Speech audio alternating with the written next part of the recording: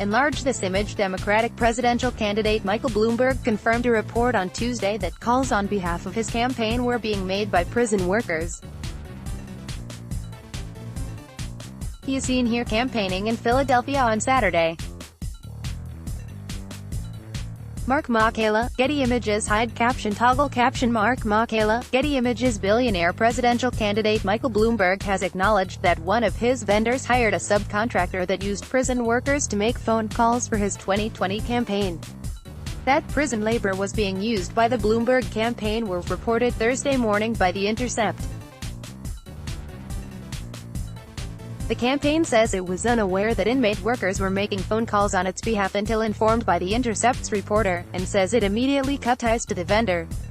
Through a third-party vendor, the Mike Bloomberg 2020 campaign contracted New Jersey-based call center company Procom, which runs call centers in New Jersey and Oklahoma, reporter John Washington writes.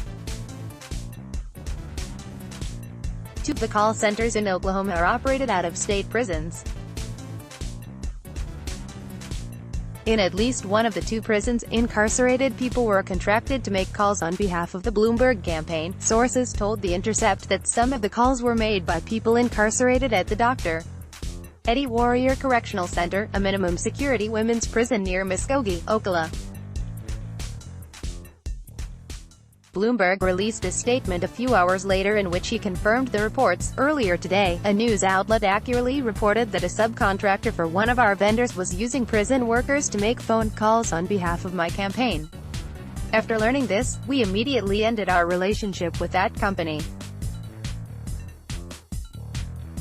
We only learned about this when the reporter called us, but as soon as we discovered which vendor's subcontractor had done this, we immediately ended our relationship with the company and the people who hired them. We do not support this practice and we are making sure our vendors more properly vet their subcontractors going forward. Bloomberg is one of the world's richest people, with a net worth estimated at about $56 billion. He built his wealth by founding his eponymous financial information and media company, and later was the mayor of New York City for 12 years.